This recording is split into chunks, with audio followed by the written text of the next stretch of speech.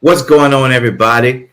Nate Holloway here, welcoming you to another episode of A Father's Authority. For those of you who are tuning in for the first time, Father's Authority is a part of Kingdom Relationships, and we exist to help fathers, to help other men change the narrative on fatherhood, to bring fathers back into the lives of children, to show fathers that they have the authority to impact their children's lives in every way.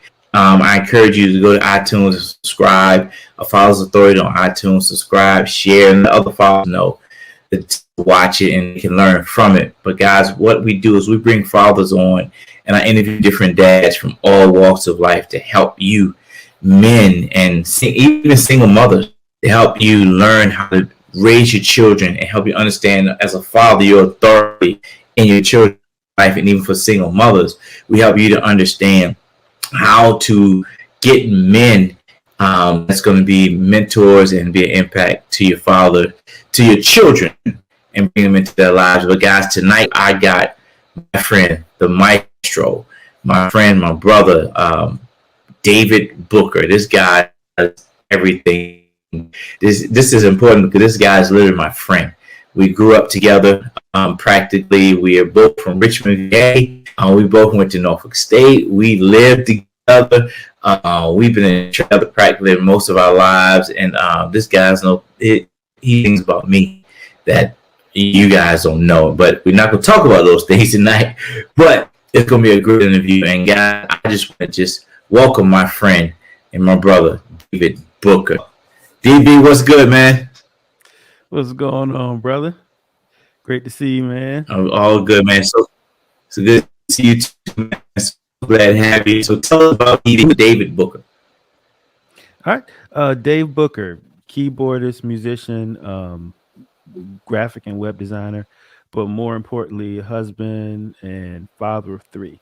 So got a teenager, got a preteen, and then got one that's about to start school for the first time. So it's a really interesting phase. I bet, man. Kay was going to first grade, so kindergarten was interesting because during the whole COVID thing, for most of the time, for part of it he was streaming virtual. Then he went to school 2 days a week, then 4 days a week, and 5. But while Keisha worked from home, I was going in. So they had an interesting time together, getting acclimated with each other. But he's been in school 5 days a week, so he's going to first grade. Man, teenager. Sean is a teenager, man. Yeah, for first year in high school. This in a few weeks from now. So high school. Yeah. Wow. Okay, man. I got a 6-year-old. Jeez. All right. So hey, tell us, man, did you have your father? Well, I know you had your father growing up. How was it growing up with your dad, man? It was we have different phases. So when we were little, both of my parents were still married. I think I was probably 9 or 10 when they got divorced. So that was a different period. I still had, he still showed me love. Okay. But he wasn't in the house with us. And then my mom got married again. So some different fatherhood lessons from the second husband, and more recently her husband number 3. My real dad and husband number 3 were my favorite. I learned how to be cool from Mr. Barry, which is her third husband. And okay. And I got that work ethic piece from my dad. And her second husband, he was actually ex-military, so or retired military. I don't know how that really works. So there was a lot of like discipline and like taking care of things like house chores and cutting the grass, that kind of stuff. So a lot of those kind of grassroots things that a young man should know, I gleaned a lot of that from him. So I've had, though I have one natural father, I've had a lot of people to pinch hit as father figures over the course of the 40 years that I've been here. 40 something, but yeah. And that's awesome, man. Because I know your work ethic, and so that tells me a lot about you and where you got your work ethic from. So how did that form your fathering for your children? Um, it if to me it felt like I saw a lot of things I wish I would have had. Mm-hmm. Um, and I tried to say, okay, what were some cool things that I did experience? What are some things I kind of wish I would have been able to do with my dad, or with one of my fathers, or what have you. So, um, I just try to implement a little bit of giving them some of what I would have wanted to have, if that makes sense.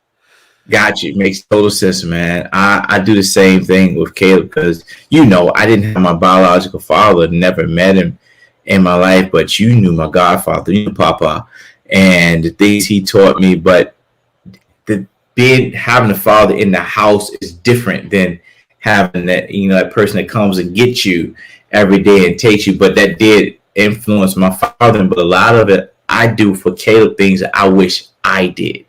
Like you said, as a dad, like when we do movie nights, I do those things with him. When speaking into his life, I do those things with him. Different things that I try to do with him, monster trucks and all that stuff.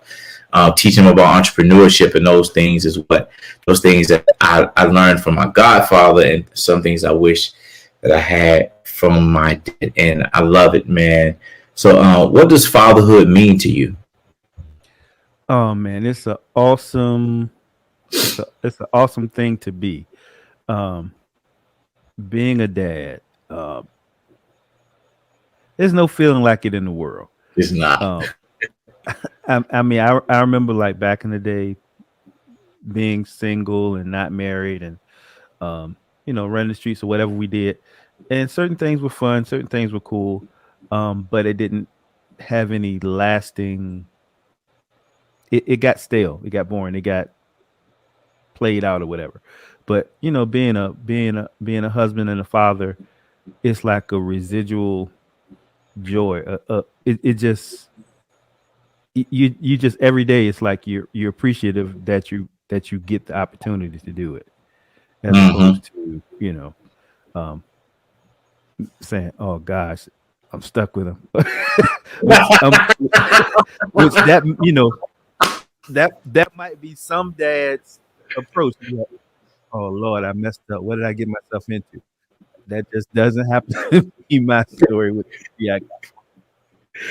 Yeah, and I feel you because a lot of times, and I think that's what causes some men to leave, which I don't agree with at all, and I'm not making excuses for them, but they get themselves in something, and to being a father, say, oh man, what I get myself into, I'm not ready for this, and I just go, but they don't understand if they just stayed and experienced that child, experience just holding that child and seeing that child is nothing like coming through the door and seeing the child, Daddy. I pull in the garage. Caleb opening the garage door, meeting me at the garage, Daddy. It's like my heart just melts, man. And I think if more guys could experience that, then the fatherlessness, if I can say it in a way, rate that's in this country would go down drastically if they could feel what we feel as being a dad. You know. Yeah, and I agree with you there. And I would even go as far as to say that for those dads out there, or soon to be dads, or thinking about being dads, none of us knew what we were doing when we became fathers. I mean, you you go to driver's ed to learn how to drive a car, so you have practice before you drive a car. Um, in other areas of your life, you get training on it before it happens. It's very rare that when fatherhood arrives, that you know what you're getting into. You You're don't. right. So it's on the job training. You kind of figuring it out as you go along, and it's okay. Like that's kind of the point I wanted to make. It's okay to be figuring it out as you go along. I was kind of reminded of a commercial. It was a mom, and I think she was like, somebody was coming to the house to watch the kids, And the first one, she was like really careful and meticulous. Then when they got the kid number 2, she just handed him the child and kept on going. So it's like just being a parent or raising a child, you'll get the hang of it. And then certain things you were stressed out with child number 1. When you get to child number 2, that's easier. It's like, oh man, you're changing diapers or what have you. Child number 3, it's like, I want to say auto. Yeah, it's not it's not easier, but your stress level is different because you raise a child. You raise child number 2 or however many you got. But each child presents their own challenges, but at the same time, you're learning how to manage it. Got you. That's good. And I can say this too. Don't be afraid to ask questions. Don't be afraid to ask for help. Don't be afraid to come, because I've called you a couple times. Yo, DB, how do I nurture this in Caleb? People, if you know people that have been fathers and successful as fathers, don't be afraid to ask questions, because I realize a lot of men don't want to seem like they don't know, and that's how you fail. Especially as a father, you got to be able to ask. I got fatherhood mentors all over the world that I call quick. Look, this is what Caleb is doing. This little booger just brought up at me. Can I choke it? No, I'm just joking. But what do I do? And so and that's where. And guys, if you're watching it and you're wondering, you're at that point where you don't know, ask somebody. Reach out, email us, hello@kinrelationships.org. Go to David's Facebook page, hit him up, ask him. He'll tell you, man. Go back to some of these interviews and you'll get the answer, but we cannot be afraid to ask questions and ask for help, because that's going to help you through this fatherhood journey, because it ain't easy, but it is a rewarding experience. I agree. And even with some of your earlier interviewees, Mr. Gaskins, he's definitely one of those people I put on my surrogate father list. Oh yeah, me too.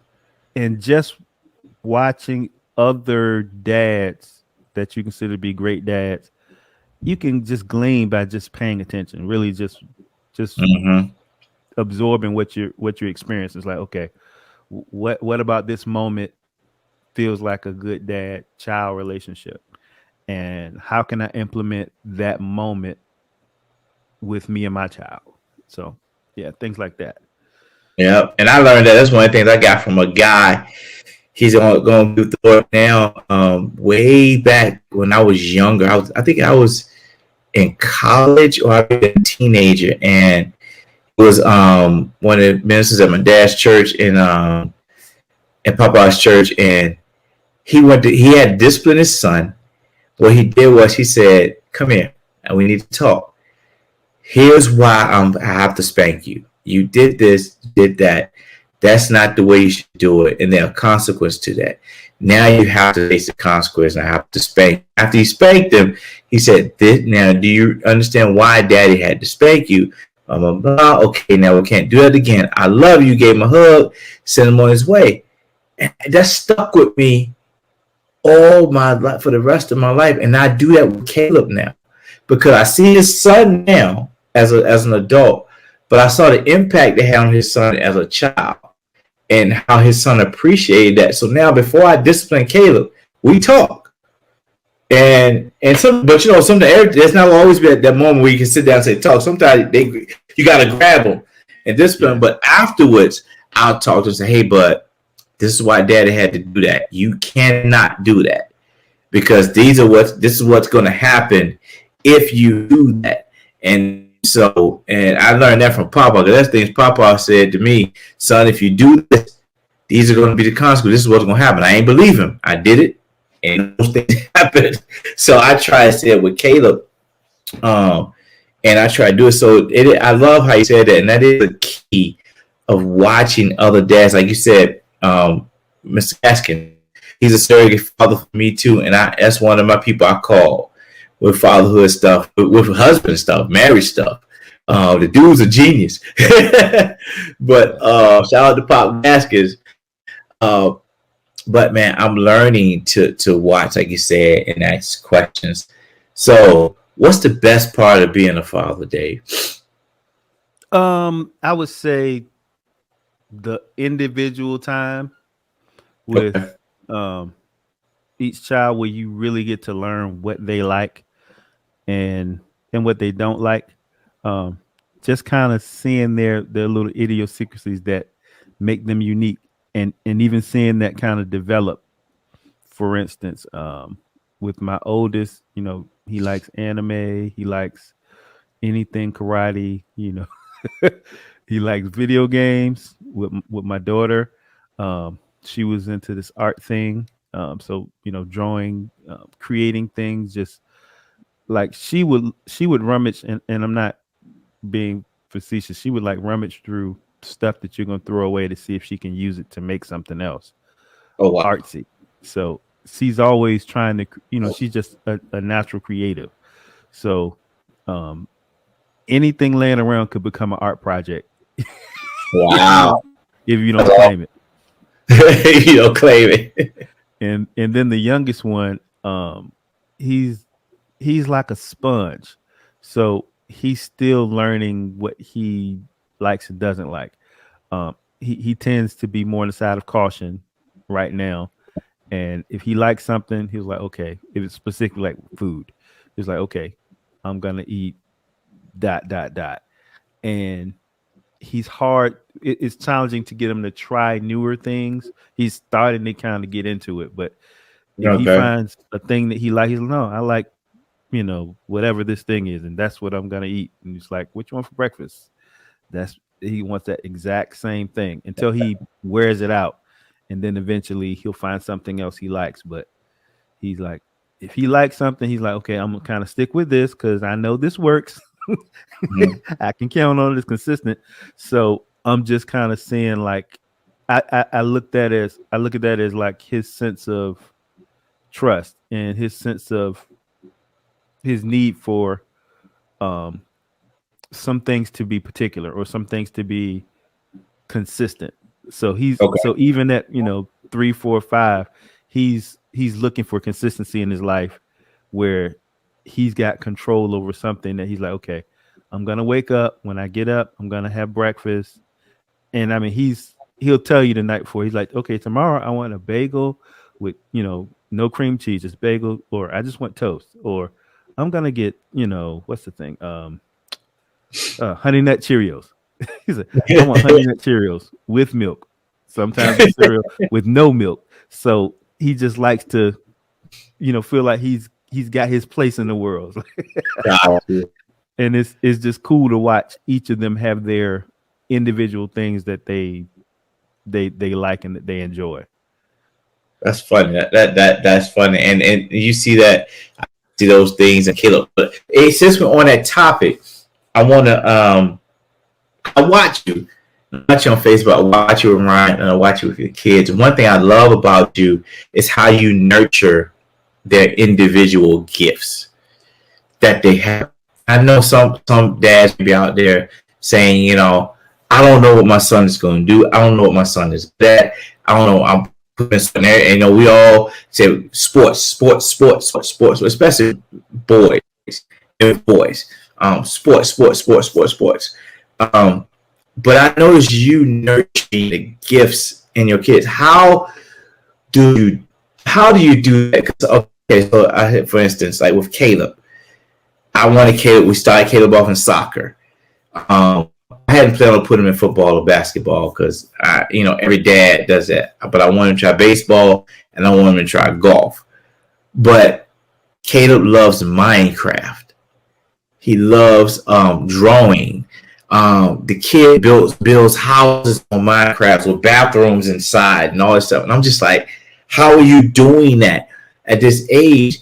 And I caught that, and I learned that in my very first interview a couple years ago I did with Cedric Rouson. He talked about how his dad nurtured his piano playing. And so I started working on that with Caleb. nurturing Minecraft. So I bought a game for him on the Nintendo Switch. He has it on his iPad. And I want to learn myself. I need to sit down and learn. So I sit down with him and teach him. But he has Super Mario Maker on his Switch, making levels on the video games. How do you nurture your children's gifts? You do so well. So how do you do that? This is the funny thing. It's like I was telling you earlier before we did the interview that I was out cooking on the grill. It's the same way you prep the charcoals for the grill. You see a little ember and you fan it, and it becomes a larger fire, and then you just kind of monitor it, and you just make sure it doesn't get out of control, and it kind of self perpetuates. So let me show you how that works with the child or how it works with the 3 that I got. So whatever you're interested in or whatever their environment that you have them in, they'll glean certain things just from being in that environment. We both know, like the Thomas family in Churchland, like all of their children are musical children because they're around it, because their grandfather was a musician, their uncles were musicians. So now even what we call like the kids, all of them play an instrument and are like masterful at it, pre-training, without having gone to formal school or anything. So it's just the environment that you bring a kid up in, they'll adopt it. So I'll even go to say, for instance, my wife's dad, he played football when he was in college. He played football when he was in high school, and he's a super football fan. Like he could very well coach. If he wasn't pastoring, I'm sure he'd probably be NFL coach. But just his son Chris, watching him, he was able to like get really good at sports. And if Christopher were around a different dad, even though he's naturally gifted in sports, it's possible that he wouldn't have been the athlete that he is now. So my kids are musical because they're around a musical dad. They see me do music, so they kind of learn music from me. Dave, you're gonna be upset, but the whole thing disconnected while you were talking. Okay, I saw the screen went to just me, and I didn't know whether that was on purpose or not. That I got kicked off. Wow. So I don't know. All right, so it was probably right when you asked about like how do I nurture their gifts. Yeah. So can you start from there? You start talking about the charcoal. Yeah. You start talking about charcoal. So start from there. Okay. So nurturing the gifts of your kids, or how I nurture the gifts of my kids. It's much like, me and you were talking earlier about how I was, cooking hot dogs on the grill today. But it's much like how you would start a fire for grilling. You start with an ember, and then you fan it until it becomes a flame, and then you put charcoal on it or put something on it, and you slowly, it gets larger and larger, and then you just monitor it to make sure that it's growing healthily so that you can actually use it. So that's how we would build a fire, but it's the same way of building that passion for whatever your children are excited about. So for me, let's say the youngest, one of the things I did for each of them, they have a melody for their name because I'm a musician. So their nickname, for instance, so that was the melody for Reese. So whenever I would sing that melody, she knew I was talking about her. And then I had like a different melody for each of the child. So I could sing a melody and they look around almost like a language. And it was like, okay, they're talking to me. Then wow. So having like a melody and because again, me being a musician, I'm a drummer first, so I would have like different rhythmic things that I would do. So Sean's nickname, was just Sean Sean. So it's like Sean Sean Sean Sean Sean, and it was so he's doing like a little samba. So a lot of their little kid stuff was musical because I'm a musician. But Okay. music I know helps out with memory. So I was really just trying to make sure that when they transition to learning, they had the skills to learn other things quickly because music helps out with that. Um, Okay. I literally had no idea that that Sean was gonna have perfect pitch. He probably inherited that from his wife. I mean, from my wife. That Reese would have relative pitch. She probably got that from me. And that little Ryan, he's got perfect pitch. He likely got that from his brother and from his mom because he didn't get it from me. But it's just an environment. So whatever they like, or I'm paying attention to see what things that they like. That's healthy for them, and I just encourage them. And Joe Jackson gets a bad rap because of how rough he was with Michael and his brothers. So in my mind, it's like I want to keep it fun. Mm-hmm. So even if they show interest in something, I don't push them so hard that they don't like it anymore. Got you. So I just keep it fun. So there's little melodies. Ryan's doing the backyard against melody. He's happy. Like I'm not gonna make him have to like do two-hand chords yet because it's just cute. So as he says, okay, I want to learn more, or if I see him um requesting more attention on how to do certain things, then Mm-hmm. I'll dig in and go more in depth based on his hunger for it. Okay. But it would be like I don't want to put too much pressure on him that I stump out the fire, and he's Got not passionate about what he used to like. So Okay. So let me ask you. Me, of course, I'm musical as well, I'm a musician as well. I just knew Caleb was gonna be a musician. I just knew he was gonna be a love for music. Now Caleb loves to sing. He get that from his mom. He loves to sing. Um, I don't have a lot of instruments around the house. I'm not on music like I used to be, so I don't have it where he's seeing it all the time. But I'm not a computer person like that. I'm not technical like that. That mindset. So how do I, as a father, get into that to help nurture that with him?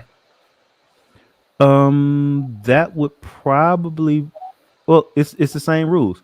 You see how he's interested in, say, the was it Roblox? Is that the game? Minecraft, Minecraft. Okay. Roblox too. Roblox too. Okay. So maybe finding like little books in the library, like how to build tutorials, um, Okay. YouTube. I mean, just kind of like egging them on. Like, hey, Caleb, how do you do da da da da da? And as he's talking you through it, and you seeing the excitement of him just sharing it with you, Uh huh. is just a bonding moment. So Okay. so it's like the fire is already gonna, like, the passion of what he likes doing, it's already gonna drive him to learn how to do it better.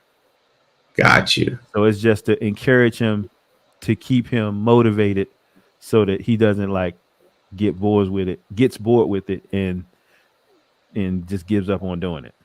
Okay. Cool. So I need to get on YouTube with Minecraft on YouTube. All right. So let me ask you, Dave, how important are fathers' words to his children? Woo. Well, from what we've been taught, from we've been in you know adjoining churches for several years of our lives. So Yeah. uh, from Papa, or even from um, my wife's dad, or any of the other ministries and ministers that we've listened to. There's always the mention of the affirmation of a father, Mm-hmm. where the kid just wants to hear, "I did a good job. You did a good job. Yes. I'm proud of you." Um, and it almost doesn't matter what they're doing in terms of their aspiration. It's like just knowing that, okay, dad's got my back. He supports me. He loves me. He thinks I'm good enough. So let me show dad I can really do it. So Mm-hmm. just kind of, just being that support system, and our words, like, we can make or break the situation by how we speak on it, or just our attitude towards it. If we're excited about them being excited about it, then that just, you know fans the flame. Yeah. If we're nonchalant, like we don't care, it's like, it's like, hey, I got all A's. It's like, okay, all right. Then, it's like, well, I guess grades ain't important, so I just go ahead and get all F's then, because daddy don't care. Right. Yeah. So yeah, so they're, I mean, while they're younger, they're really paying attention, and really value what we say, and our perspective, and certain things, as now we know, as we're older. um we thought certain things went in one ear and out of the other, that, our parents or aunts and uncles may have told us, and now that we're always like, yeah, I remember they said dot dot dot. I wish I would have listened. So so even the stuff that they act like they're not paying attention to, They are. later on, yeah, it'll come back. Like, I still remember one lesson, and I won't say exactly what it was, but one lesson that my dad said, and I was like, bruh, you would have saved me. If I'd have listened, you'd have saved me 5 years of headache behind paying attention to that one thing he said. And I was like, no, I'm gonna do it my own way. And yeah, it cost me 5 years of unnecessary headache, when I could have very well just listened. And but hey, I'll chalk it up to experience now. It's like, There you go. There you go. I went through, and I went through 6 years of unnecessary headache. You know what I'm talking about. When I was told, son, that ain't it. If you keep on, this is what's gonna happen. And I didn't listen. But I believe that because, like you said, they're not listening. I go back to the Bible, and I always talk about this, where in the Old Testament, the father's words was instrumental to the direction of the child's life. If the father told them they were going to go right, they went right. If he said they were going to go left, they went left. If he said they were going to be a joke, so they was a joke. So if he said they were going to be successful, they were successful, and it stayed with them, man. It stayed. And I watched Caleb, how when I say things, Caleb, especially when I say, Bud, I'm proud of you, how his face lights up. When I say I love you, how his face lights up. When I tell him he's great, he lights up. And just those things. When I say I'm proud of you, and I'm always tell him. Sometimes I think he may get tired of it, but I realize he don't. When I'm always telling him how proud I am of him. If he draws a circle, but that's a great circle, Bud. I mean, you did such a great job. He drew this and brought this to my office, and I had to put this in my office. I'm like, it sits up here in my office, and I'm like, Bud, that's the best butterfly I've seen. He just loves it. He comes in, and so it's key that you say that, because our children, they look for that affirmation from a father. I still look for it to this day. There's times where I need it, even like to this day. I just want to hear my biological father say, "Hi, son, I'm proud of you." And I know some people may be like, "Oh, you need to let it go," but something in me, that son in me, that part of him that's in me, wants to hear that, wants to hear my father say, Papa's going on to be with the Lord. I can't call him and say, "Hey, Daddy, I'm doing this." And sometimes you just want to hear that, son, I'm proud of you. You can do this. I love what you're doing. And so, and if we feel like that, then how much more do our children feel like that and need that? yeah, they all need that, a safe space of love from, biological and surrogate fathers or parents. Um, and main and I'll say this, because we're of a certain hue, we need it more, Yeah. because that affirmation isn't happening outside of the home. Right. So I mean, all of the things that happened in 2020, with the riots and things, it just kind of points back to certain things have changed, certain things appear to be the same. Right. So it's really on us as fathers to nurture the self-esteem in our children so that they feel worthy, so they feel empowered for who they are and the giftings and the abilities and the things about them, because they may not get that same affirmation in a school system or amongst their peer group. Um, and it may be years later that they'll realize, oh, this particular person was jealous of me, so that's why I never got any affirmation in that friend group or um, with these particular classmates. So I mean, even looking back over like elementary school, me as an adult, it's like, wow, certain people used to joke me, but now I realize it was something inside of them. It Yeah. wasn't that anything was wrong with me. It was, they just at the time they looked at, oh, he got both his parents. You got a happy home. We stay in an apartment. I won't think about none of that stuff. I was like 6, 7. I mean, Right. but now in retrospect, looking at it, it's like, oh, I see it. But as a kid, I'm just like, yo, I'm not like that's not like even in my view. So I Right. just didn't get, it's like, yo, why did certain people trip out? Yeah, you're right. So And that's key. I'm that's key that you said that, because Caleb has been in. He's been like the almost the only kid of color in his class for most of the years since he's been in school, and I have to teach him that, and teach him without trying to make it big, but teach him who he is, teach him his greatness, to build that self-esteem in him. But so when he encounters that different treatment, whether it's from a teacher, whether it's from another student, his self-esteem is going to be, well, my daddy said yeah, that I'm this. So what you say, and then he's going to come home and say, Daddy, well, so and so said this to me that I'm not that, and then but I told him that you told me. Or when I say to him, but what did I say? He said, you said I am. So he's going to go back to say, because we was talking one day, and Caleb said, Dad, I want to be rich. I said, son, the kids will be wealthy. So you don't want to be rich, kids be wealthy. So there, I think one day was in the barbershop, and one of the barbers said, man, you're going to be rich. I said, Caleb, what's the key? He said, to be wealthy. So now, so when people say certain things to him, he's going to be like, well, my daddy said that I'm supposed to be wealthy. My daddy said that I'm great. So what you say, if you tell me anything otherwise, it's not going to matter, because my daddy said that I'm great. He was in Taekwondo, and a Taekwondo instructor said, Caleb, she told me this. She said, Caleb, you do that great. Why do you do that so well? He said, because I'm a Holloway.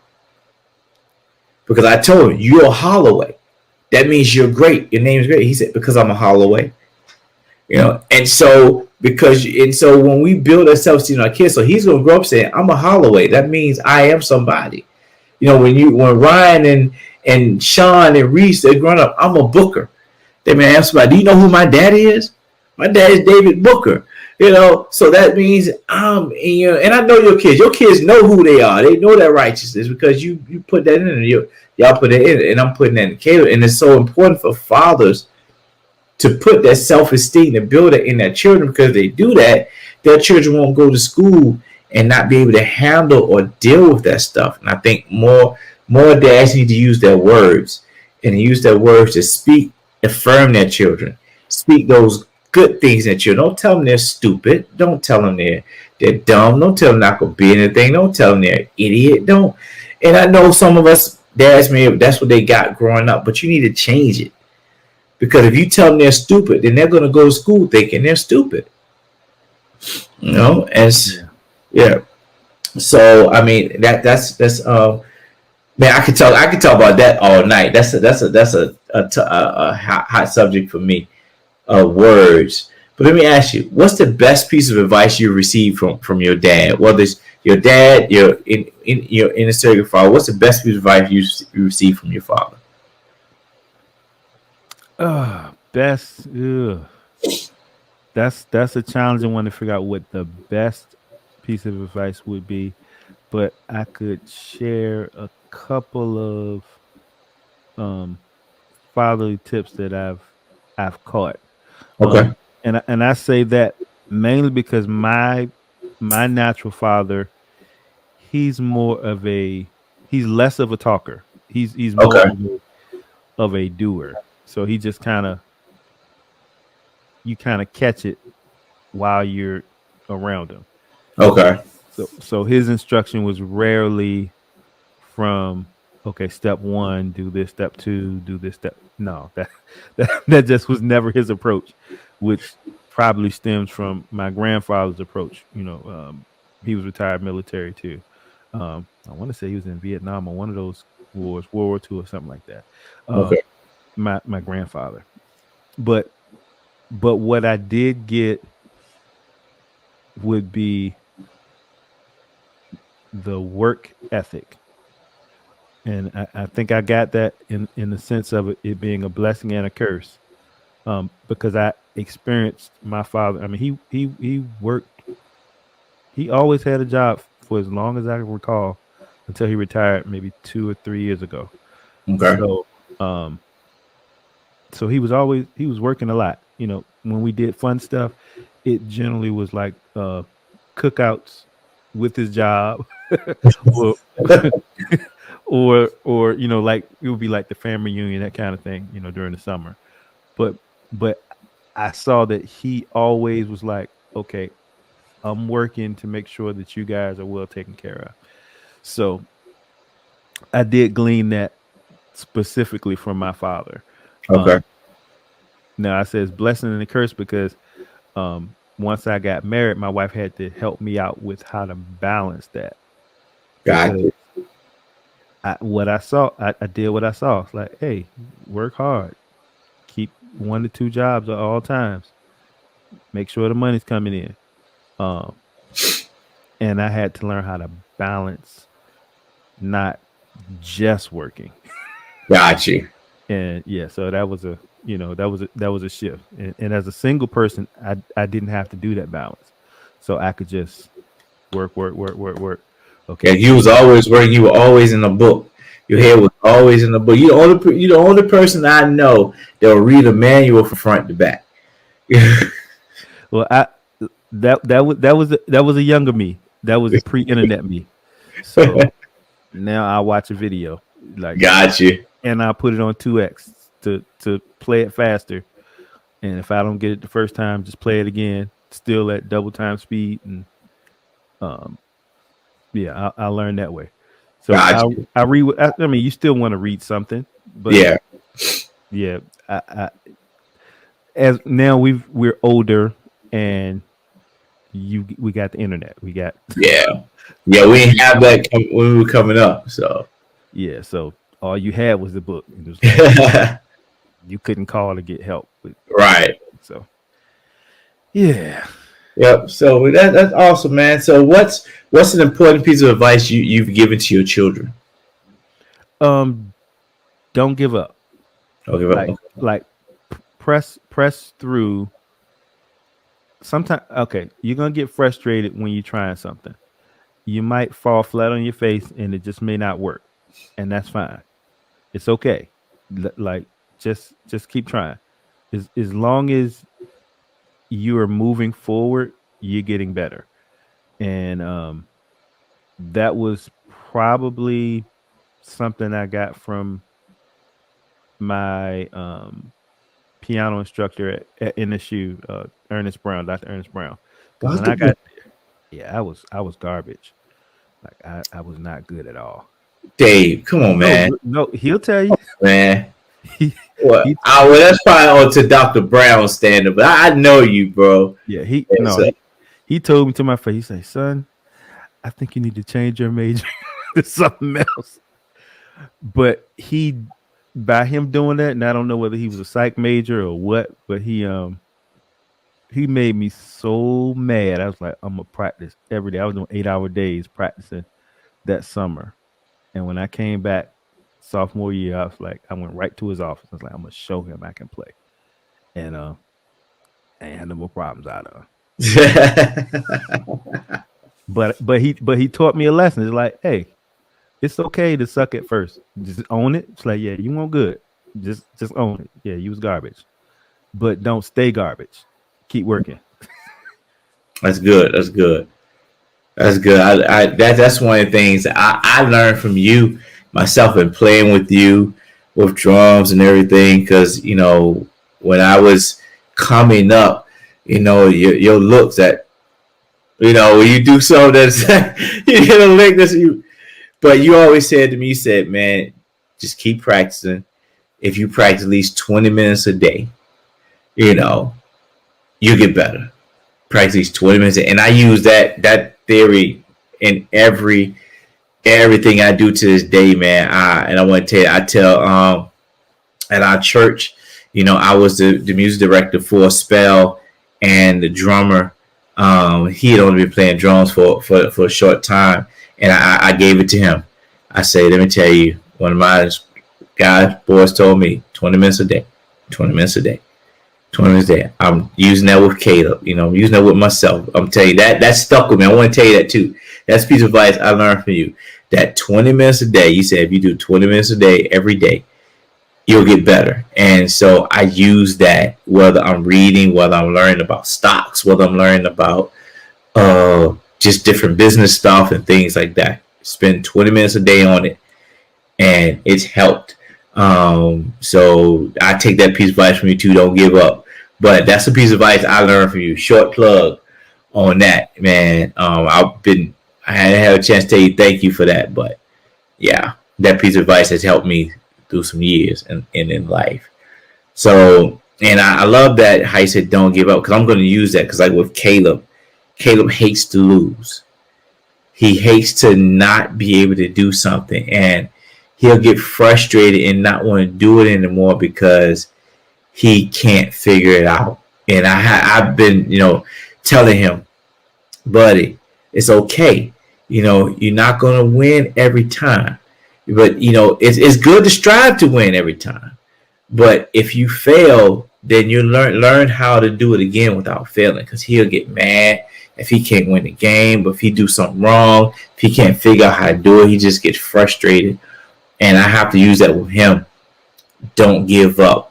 That's one of the things that I learned in life. Don't give up. And I think that could be a piece of advice to fathers, out here that's thinking about even leaving or not being there for the kids. Just don't give up. It's okay not to know. It's okay that you don't know how to be a dad. It's okay that you don't have it all yet. We still don't have it. I'm still learning. Yeah, me too.